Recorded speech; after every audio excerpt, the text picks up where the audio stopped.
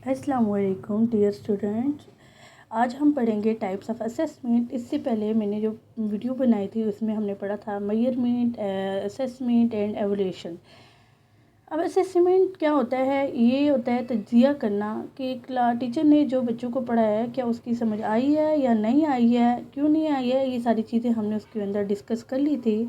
अब हमने इसको स्टोरी की मदद से समझना है कि इसकी टाइप्स कौन कौन सी हैं और इसको कैसे हम याद कर सकते हैं। सबसे पहले हमारे पास आती है फॉर्मेटिव असेसमेंट। इसको जानने के लिए हमें एक कहानी सुननी पड़ेगी।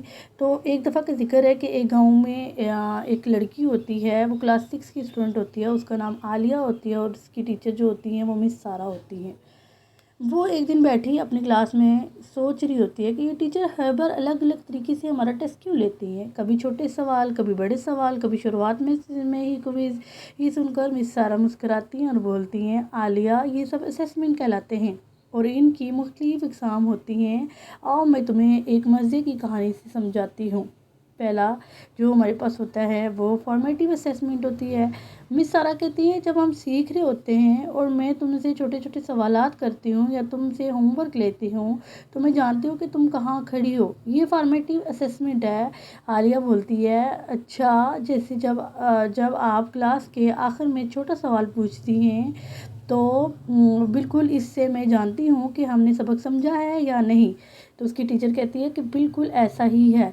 और ये क्या होता है हमारे पास फॉर्मेटिव असेसमेंट, जो हम ड्यूरिंग लेक्चर के टाइम बच्चों से पूछ रहे होते हैं। हमने कोई स्पेलिंग तैयार करवाया और उनसे कहते हैं कि आपको समझ आई है या नहीं।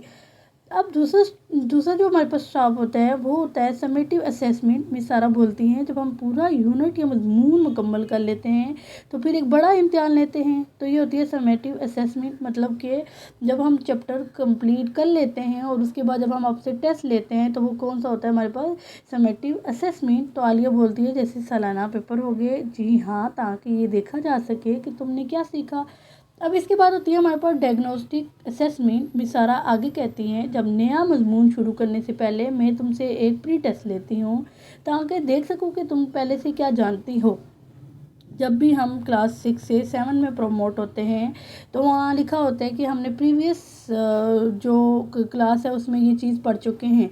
तो टीचर जब आपसे प्री टेस्ट लेती है तो वो कौन सा होता है, डायग्नोस्टिक होता है। तो आलिया बोली, यानी जैसे हमने नया चैप्टर शुरू करने से पहले सवालात करते हैं। बिल्कुल।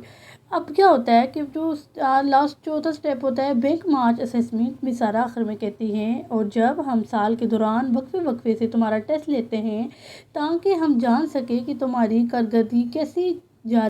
तो वो होता है बेंच मार्क असेसमेंट। आलिया हंसते हुए बोलती है, अब मुझे सब समझ आ गया है।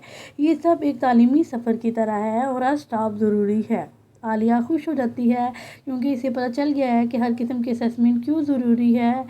और अगर आपको मेरी वीडियो अच्छी लगे सब्सक्राइब करें, शेयर